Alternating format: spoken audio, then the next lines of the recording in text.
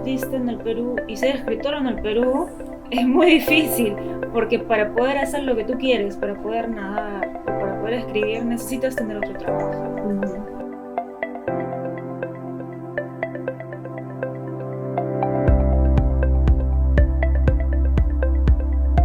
Hola, soy Victoria y estamos nuevamente en Librerías Crisol y esta vez vamos a conversar con Romina Paredes sobre su nuevo libro de cuentos Monstruos. ¿Cómo estás, Romina?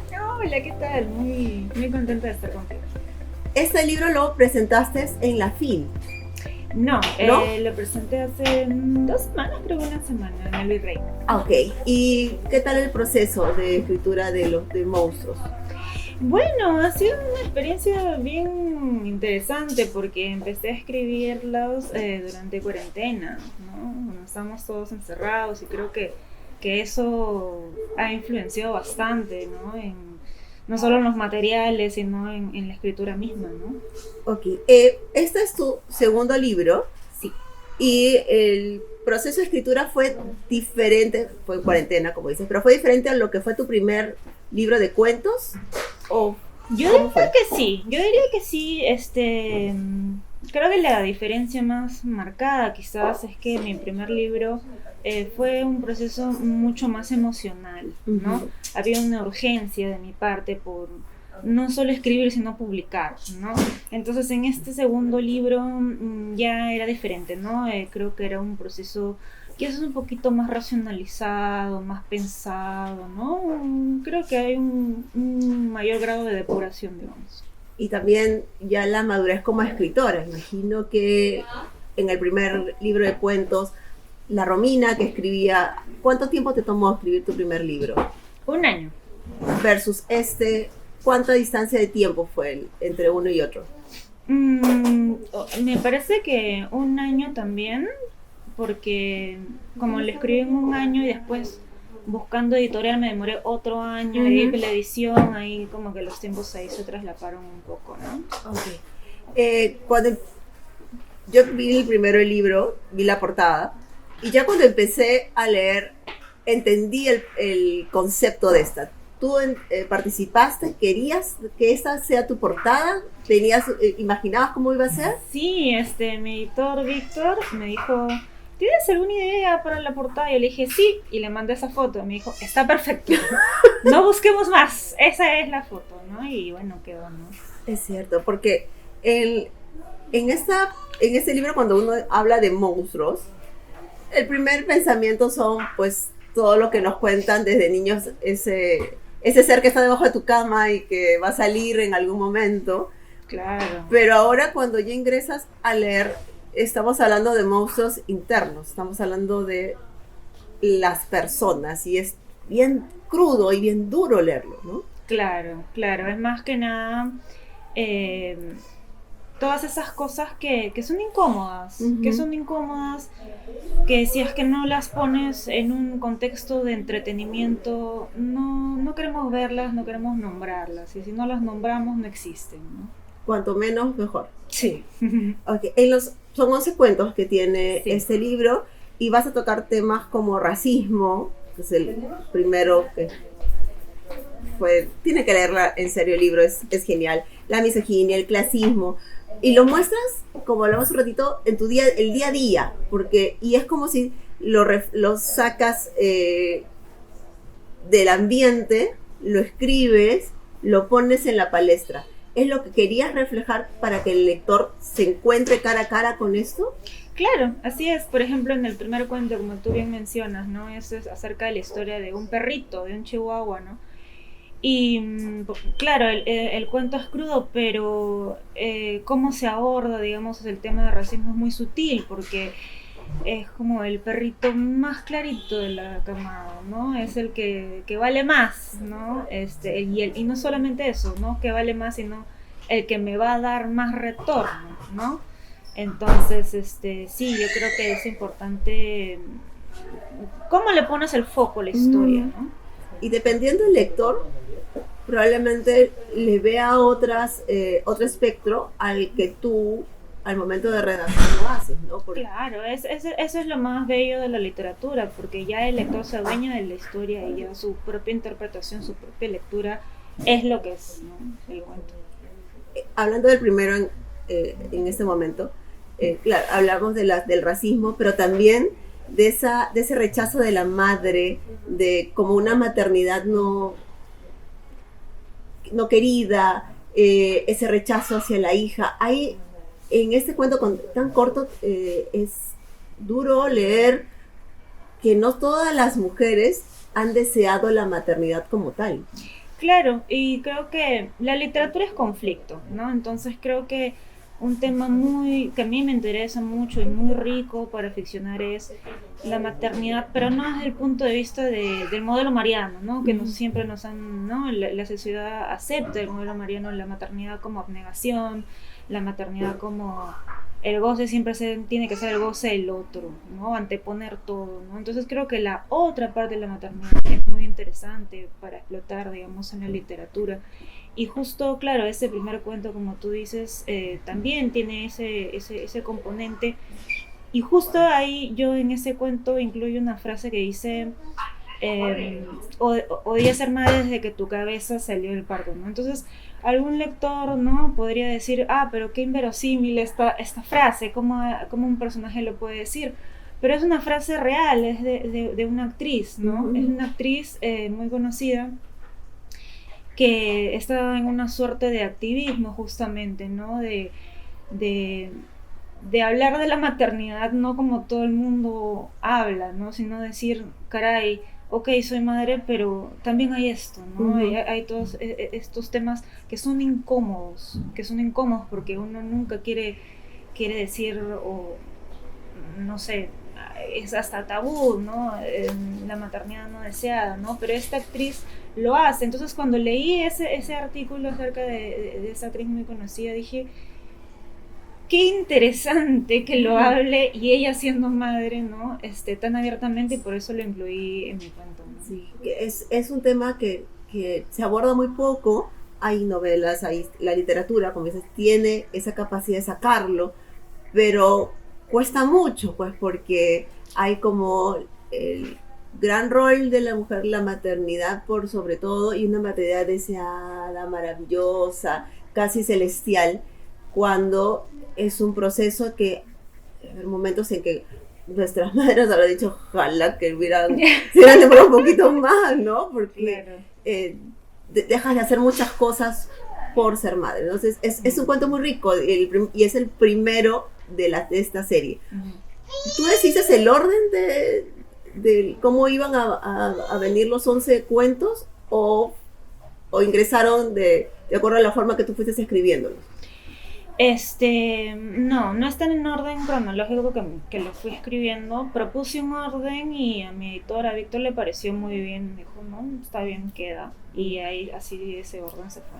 ¿Y decidiste empezar por este? Sí, decidí empezar por porque creo que resume un poco las temáticas en las que yo estoy interesada. Entonces, como para que me conozca el lector de entrada, digamos, ¿no? Sí, creo que es un buen inicio todos tus cuentos son fabulosos, pero ese era el indicado para empezar esta serie. Haces cuentos, tus 2 libros son cuentos, pero ¿te has interesado por escribir una novela? Sí, la verdad que sí, no me cierro la posibilidad. Sin embargo, lo que me sale al natural, digamos, siempre son historias cortas, ¿no? Antes de este libro dije, ya, me gustaría hacer como una novela corta, empecé a escribir, pero me aburrí. Entonces yo dije, no, yo no estoy en esto para aburrirme, no hay forma, porque yo tengo un trabajo de oficina de 40 horas a la semana y dije, no, si me voy a aburrir escribiendo, no, imposible. Cuando ya no la disfrutas, sí, acá. Imposible, y empecé a escribir esta colección, ¿no? Y si de todos estos 11 cuentos tuvieras que agarrarlo uno como premisa para crecerlo como una novela, ¿agarrarías alguno de ellos? Mire, qué curiosa tu pregunta, porque en verdad yo cogí de la novela corta que quería escribir, cogí un extracto y lo convertí en un cuento, y es en el matrimonio. Ese cuento es que forma era un capítulo, una escena de la novela corta que estaba escribiendo, ¿no? Bueno, alguna vez, algún día quizás salga, no lo sé. O probable, bueno, puede ser que esta sea la etapa todavía para escribir cuentos y ya cuando llegue el momento. Sí, sí, yo creo que todo llega en el momento que tiene que llegar, ¿no? Aquí.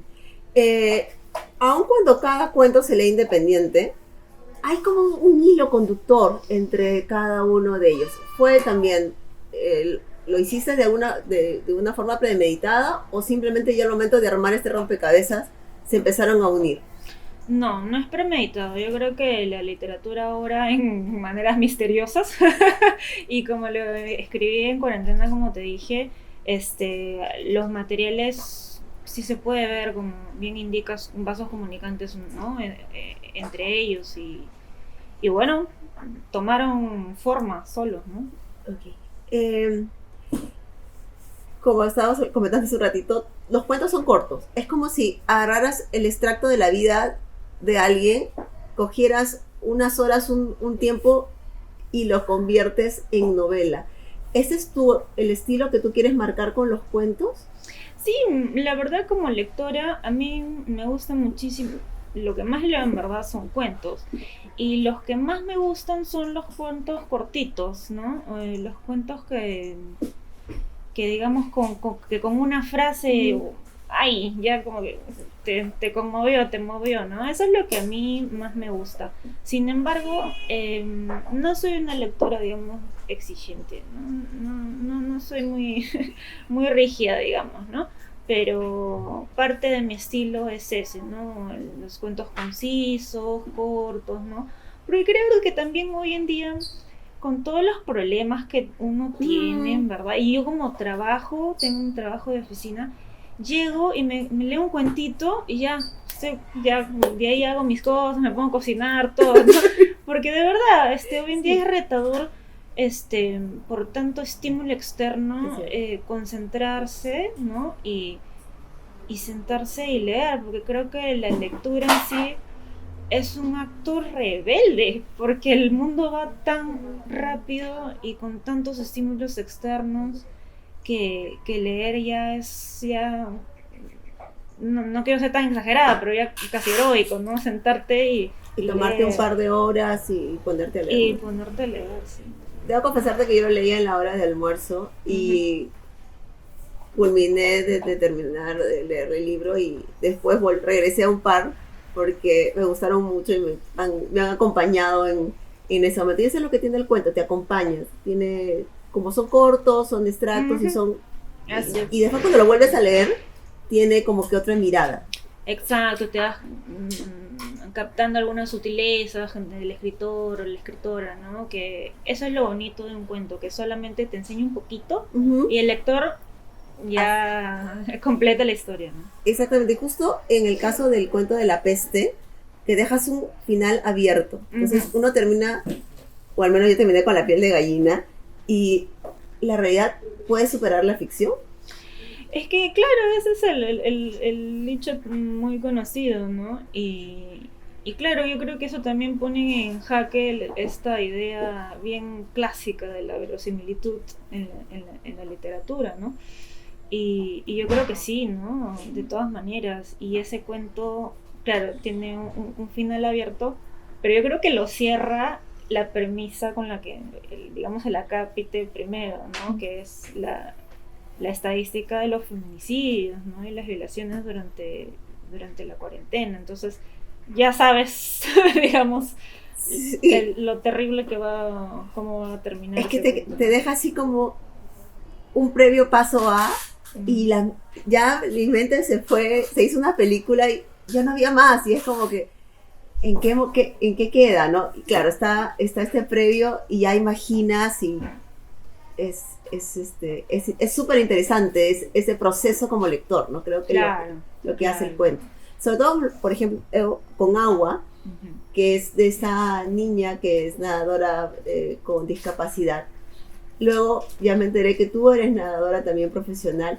¿Tuvo algo que ver? ¿Tuviste alguna experiencia para coger este tema y hacerlo cuento? Bueno, algún material repetitivo, digamos, mío y que me interesa es el deporte de alto rendimiento, ¿no? Pero desde el punto de vista de la exigencia extrema al cuerpo, ¿no? Es decir, ¿no? Desde una trabajadora sexual o un peón de construcción, ¿no? Es, digamos, esa exigencia extrema que a veces uno pues somete al cuerpo, ¿no? Y en este cuento sí, tiene mucho de mi experiencia, digamos, en esa época, cuando yo competía, cuando tenía 15 años, ya bastante tiempo. ¿Cuántos años? Unos cuantos años. Y claro, y cómo era, ¿no? Lo difícil que era conseguir las cosas, en verdad, si tu familia no tenía dinero, pues no podías conseguir, ¿no? Ningún tipo de apoyo. Recuerdo que en esa época, pues, cuando yo viajé para representar al Perú a competir al sudamericano de natación, nos dieron $20 para un viaje de casi una semana, ¿no? Ahora sé que las cosas han cambiado muchísimo, por ejemplo, ya tenemos infraestructura, tenemos centros de alto rendimiento para los deportistas, todo ha cambiado, ¿no? Pero en ese cuento, claro, dejas ver un poquito cómo era antes, ¿no? Cómo era, digamos, en la época cuando yo competía, ¿no? Lo difícil que era conseguir las cosas. Y no solo eso, ¿no? Porque también vi un poquito de Tokio 2021, ¿no? Las Olimpiadas. Y vi qué curioso me pareció que la cuarentena también pasó por los estos deportistas que a veces los vemos como héroes o como personas, ¿no? Ya un mito, ¿no? Pero bueno, también han sido afectadas, ¿no? Porque no hubo, digamos, los desempeños esperados de manera generalizada. Ha sido una de las Olimpiadas donde menos récords, por ejemplo, hubo, ¿no? Entonces, eso te da también una sensación de que los deportistas, pues, de alto rendimiento son personas como cualquiera, ¿no? Sí, es difícil para un deportista de alto rendimiento, para alguien que tiene una discapacidad mucho más, para conseguir que el sponsor y todo. Entonces, eso también lo notas en el libro, el final de ese cuento, que también es duro. Hay una exigencia doble y triple. Ser deportista en un país como el nuestro, que no siempre le da el lugar que debería darle a sus... Exactamente, y creo que hay ahí una relación muy curiosa, que ser deportista en el Perú y ser escritor en el Perú es muy difícil, porque para poder hacer lo que tú quieres, para poder nadar o para poder escribir, necesitas tener otro trabajo, ¿no? O sea, son de alguna manera son trabajos precarios, ¿no? Ser un deportista o ser un escritor. Y ¿por qué? Porque en otros países, por ejemplo, en Estados Unidos, más o menos en Estados Unidos, o en otras potencias, digamos, Australia, China, Rusia, es tu trabajo. Tu deporte, tu trabajo es ser nadador, es ser, no sé, atleta, hacer salto triple, ¿no? Ese es su trabajo. Entonces, claro, definitivamente como bien comentas, ¿no? O sea, ser deportista o escritor en el Perú es muy difícil. Es cierto. Hay un cuento, el de Cuéntame algo bonito, hablando de estos trabajos extremos, que empieza con una sutileza, con hasta cierto delicado, pareciera un cariño desbordante, y luego el final que te deja también absolutamente abierto. ¿Cómo te inspiraste con este cuento? Que creo que es uno de los más sutilmente crudos que tienes, a mi parecer.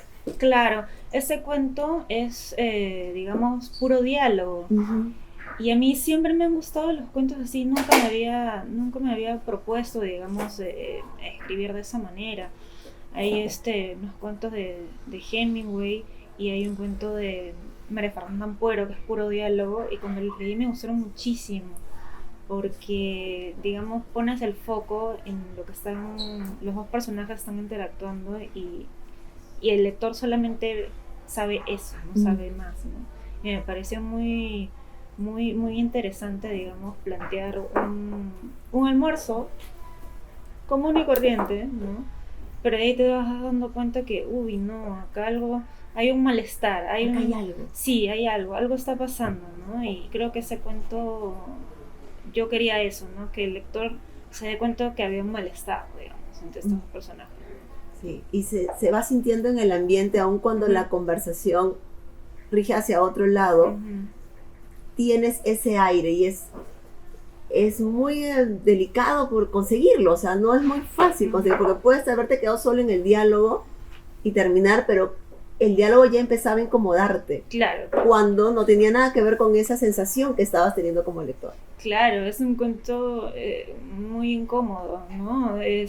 Y todos basado en los diálogos, ¿no? Entonces sí, de verdad que ese cuento me pareció un reto, pero al final lo dejé porque me gustaba que incomodara, ¿no? Que llegara a incomodar tanto. Creo que es uno de los que, de todos los 11, el que más me gustó por eso mismo, porque sentía de que había algo más que esa conversación. Claro. Y que eso se genere en tan pocas páginas es un gran trabajo, ¿no? Es mucho pulso para lograrlo. Así es, y a mí lo que me gusta como lectora es que la persona que lo lea complete la historia. Eso es lo que a mí me gusta. Okay. ¿Hubo algún cuento que te costó escribirlo o todos fueron muy fluidos? Sí, bueno, el que más, en verdad a mí me cuesta un montón. Me cuesta un montón. No siento que tengo esa, no sé si decir talento natural o algo así. O sea, a mí me cuesta mucho el trabajo de escribir, me cuesta un montón en general. No es que me siento a escribir. No, me cuesta bastante, la verdad. Pero de esta colección el que más me costó fue Larva, el cuento Larva, porque ese fue un cuento que se quedó en el tintero de mi primer libro, porque no logré, no supe qué enfoque darle, no supe cómo solucionarlo, digamos, ¿no? Y el tema con la escritura, con el acto de escribir, es que muchas veces escribimos de algo para decir otra cosa, ¿no? Por ejemplo, el primer cuento del perrito, ¿no? Escribimos acerca de un perrito para contar el racismo, contar otras cosas, ¿no? Contar una relación disfuncional entre una madre y una hija, ¿no? Pero no es un cuento de un perrito. Entonces, en el cuento Larva, eso me costó un montón, ¿no? Saber cómo enfocar, digamos, el conflicto de ese cuento, ¿no? Y como se quedó en el tintero, no lo solucioné, y ya en esta segunda colección sí pude depurarlo un poquito, ¿no? Ok. Cuando concibes tus cuentos, ¿los concibes en total de inicio al final o cuando vas escribiendo alguno de ellos toma otro lugar? Sí, a veces termina uno y gracias a esa historia salta, digamos, otro tema y nace otro cuento, ¿no? Sí, definitivamente. A veces uno conlleva al otro, digamos, ¿no?